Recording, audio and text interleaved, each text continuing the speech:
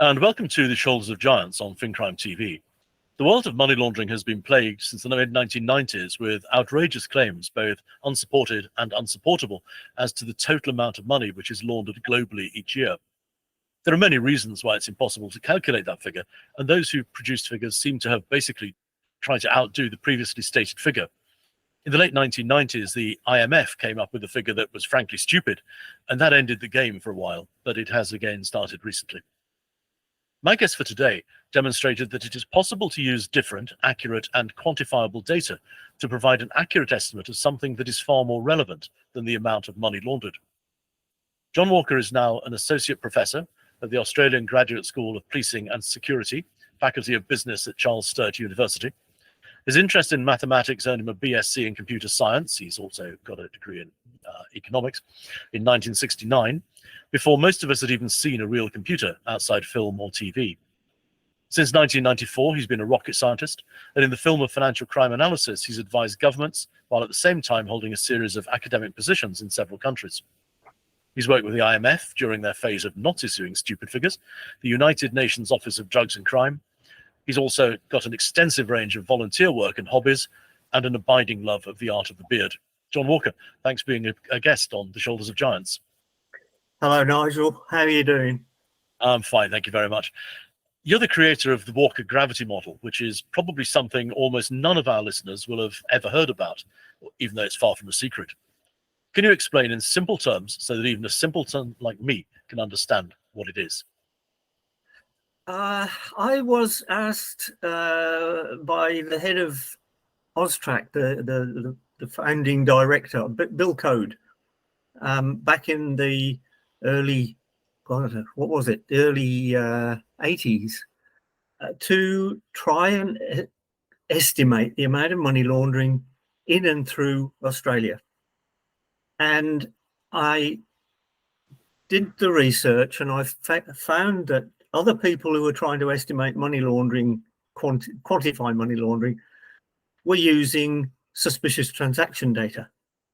And the economist in me said, that's really rather silly, because suspicious transaction data is full of type A errors and type B errors, where it looks suspicious but it isn't, or it doesn't look suspicious but it is. So the criminologist in me then suggested, well, why not be a bit more logical? Start off by saying, how much crime is there? How much money do the bad guys make out of it? And how much of that do they launder? And how do they launder it? Where does it go? And the final question is, what harm does it do? But that's in 5 steps was the basis of the model. And then I had to put some theory in it and quantify things. And again, the economist in me realized that money laundering is trade. Trade follows sensible, sometimes not so sensible, routes. Trade takes place between countries with mutual interests. People send goods and money to places they find attractive, where they can sell it. And the economics of crime was virtually unknown. Criminologists didn't study the economics of crime.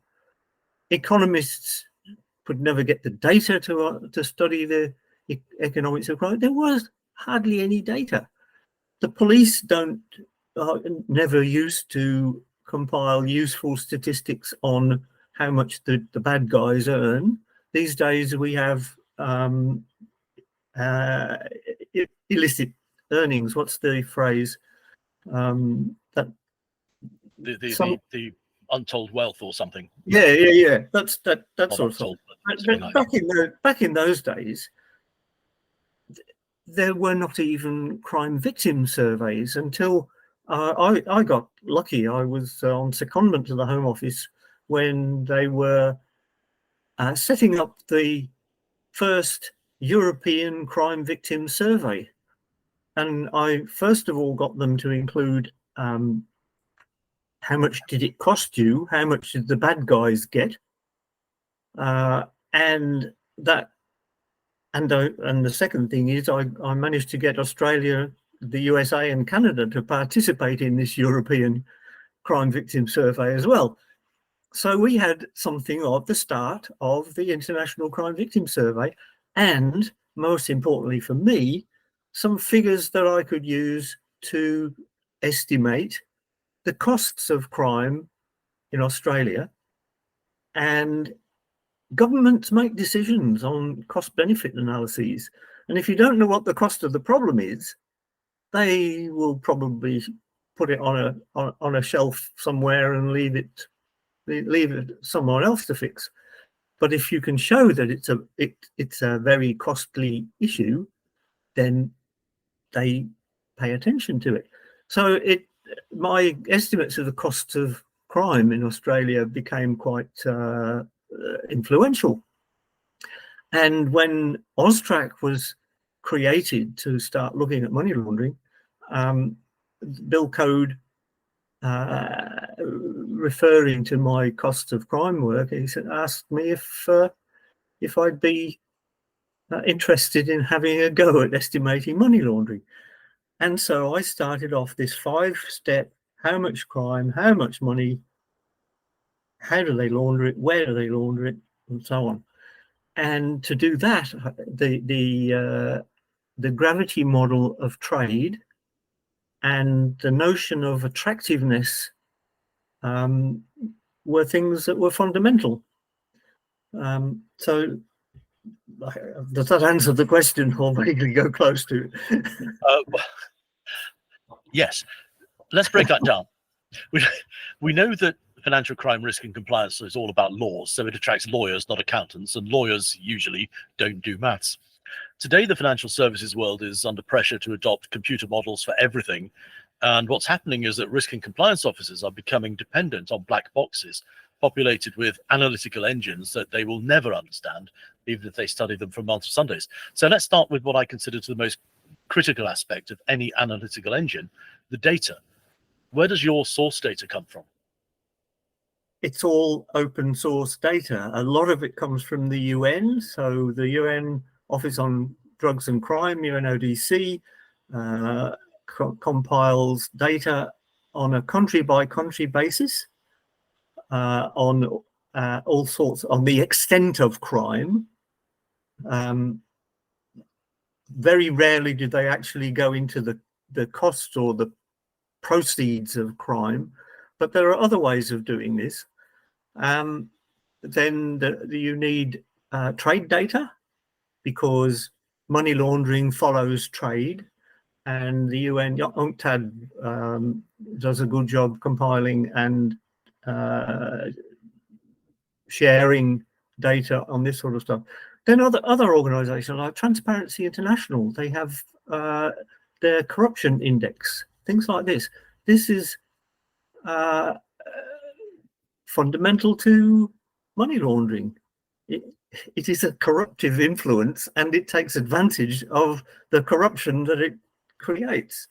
So my data are all from official sources. They're not complete. I do have to do an awful lot of manipulation. Some countries provide some data for some years, so I have to perhaps fill in the gaps and look at the trend to interpolate that figure which isn't actually there. So I have to do a lot of data manipulation. But it's not manipulation in order to fake it. It's manipulation to create a credible package of information from which you can draw conclusions. So you can presume that what you get is more or less accurate, but what you can't presume is that it's comprehensive. Don't use that word accurate. it's Well, that's why I credible. said more or less. Credible, yes. So at what point do you have to accept that what you've got is going to be, it has to be good enough so you can begin to work on the data?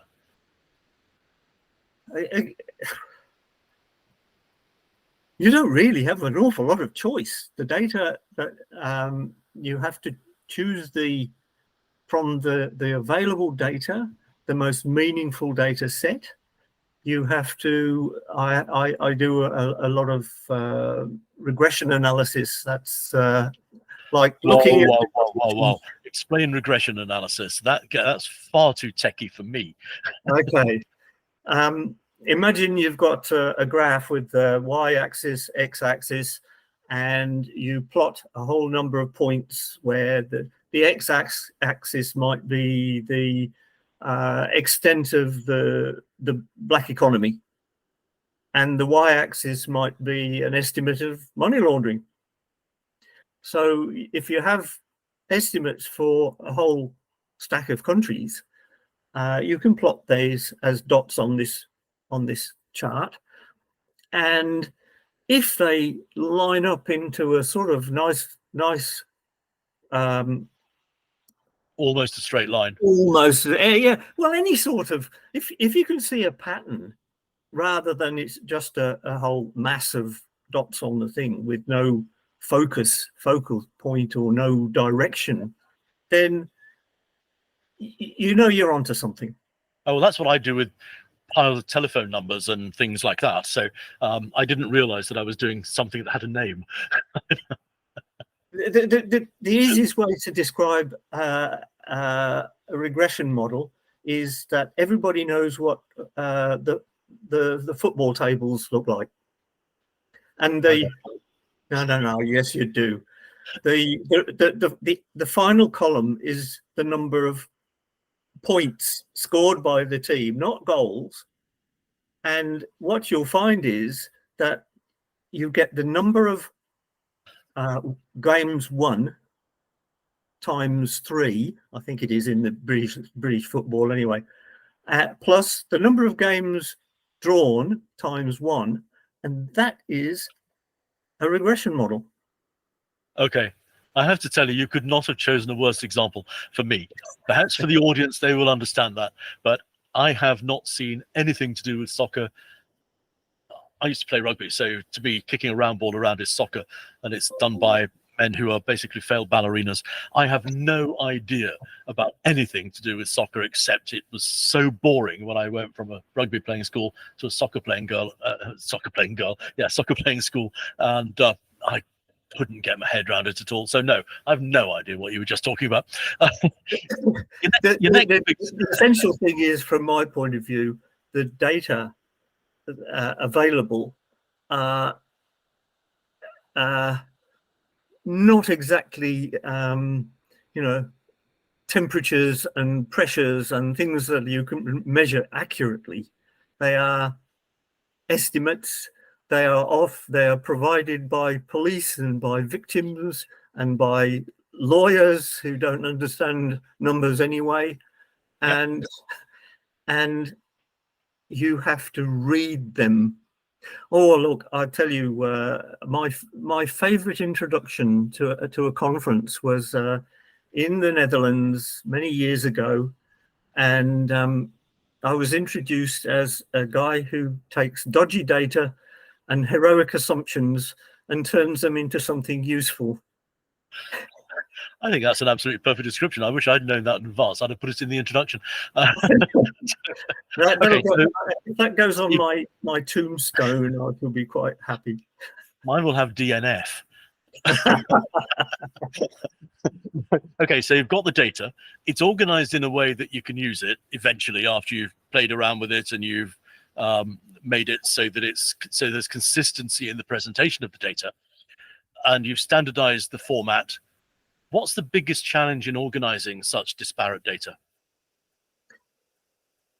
You have to find meaning in it, and to find meaning in it, in this sense of modeling, you have to find that there is a statistical relationship between that variable and that variable, and that you can use it in a in a bigger model, and that's where the input-output model, Leontief modeling,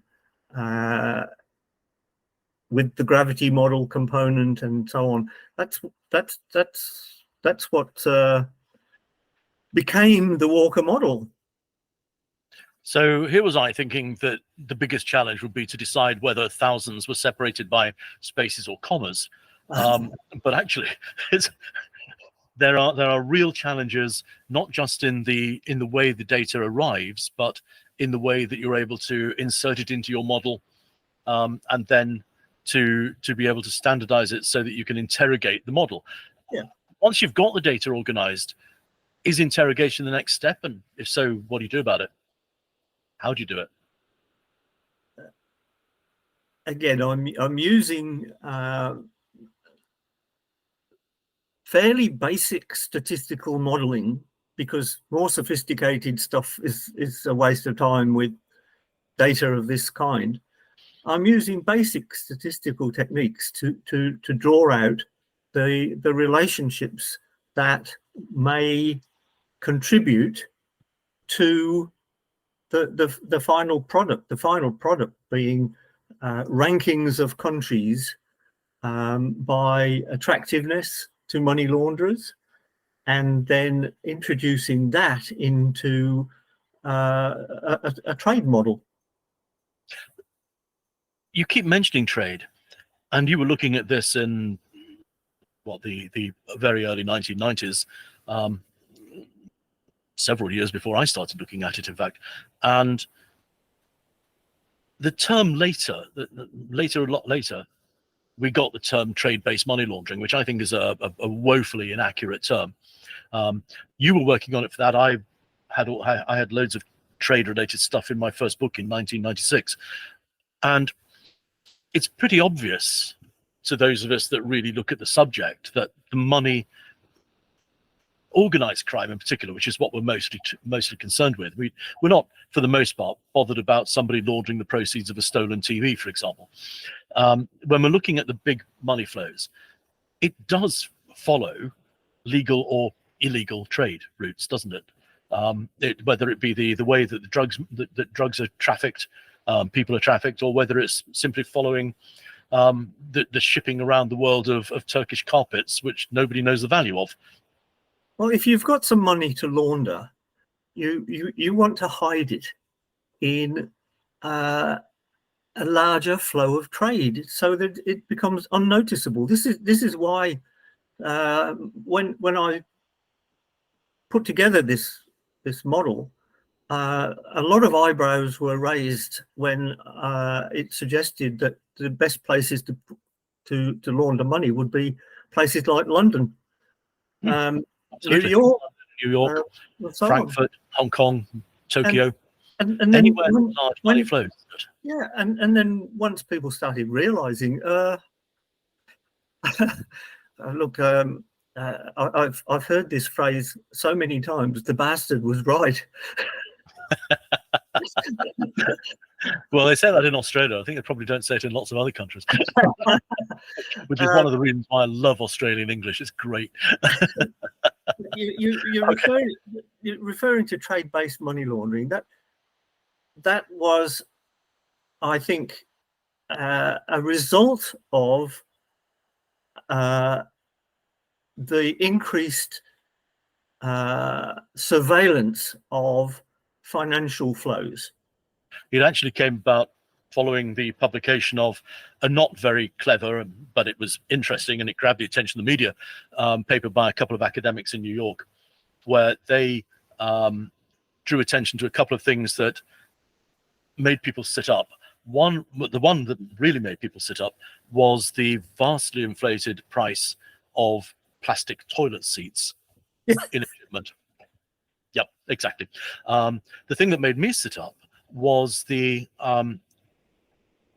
vastly inflated price and the quantity of leather bags being shipped out of Malaysia. And the reason that interests me is Malaysia has no major leather industry, and we don't have cows here, not very many, certainly not enough to start making vast quantities. There's a small artisanal leather industry, but there's no major leather industry here. So bags being shipped out of here logically did not originate here. So why will people be sending lots of leather goods out of Malaysia? Which is why I didn't. That well, you might remember that after 9/11, I'm desperately trying to remember the names of the researchers who I know quite well. They found that the 9/11 terrorism was financed through import-export of honey. From yes. Yeah. Do you remember that? That continued for quite a long time as well, didn't it? I think the Pact was one of the point we should be making here, I think, is that while the term trade-based money laundering came into vogue and remains in vogue, it's actually complete nonsense. It's what we're really looking at is a broader range of financial crime within trade. Yeah. And so we should abolish the term trade-based money laundering because it is so misleading. And it was fashionable for a few months, but it's somehow managed to stick around. So we've now got the what you do with the data. We've got the objective of the analysis, which is to identify the amount of crime, and through that, or the value of crime, rather than the amount of crime, the value of crime, and through that to be able to estimate how much of that is laundered, because not all that money is laundered. So well, technically it is, but it's not necessarily visible. And one of the problems with the model that you were talking about earlier, when it goes through suspicious activity reports, for example, is that first, those reports are, they're always self-selecting by the institutions that file them. The second thing is they're only dealing with the money which is going through the bank or whatever, and we don't know how many times it's been through a bank. So those data which you discounted at the beginning are fundamentally inaccurate. And that's why taking the models which you've developed and used over a period of years, that's why what you're getting is something which gives us a much more reliable indication. Let's not go any stronger than it's an indication of how big the problem is. And that's a unique approach. Nobody else has ever done this. One question that I could not answer from any official sources because there weren't any, was what proportion of a criminal's money will he launder, he or she, I suppose. And nobody was actually looking at that question. I did a survey, and the survey came up with a sensible suggestion that the bigger the sum, the greater the proportion. If you're earning your money in peanuts, then you're going to spend it all. If you're earning your money in billions, then you can afford, you spend a bit on fast cars and Birkin handbags.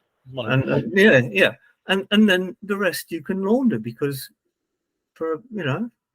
Yeah, but in this sense, we come up against a technical definition, don't we? Because if you have possession, custody, or control of the proceeds of criminal conduct, that includes your own criminal conduct, that is laundering, but that's invisible to the financial sector.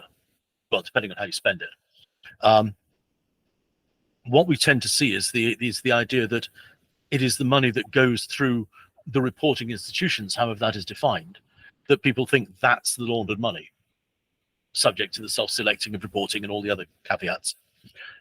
Whilst it's so we are tending to double count money, not count money, but also miscount money, because we're only taking into account that which goes through a particular structure as part of its laundering mechanism. Whereas your model is saying this guy stole $50 million, therefore the cost of that is $50 million, and that's what we need to pay attention to.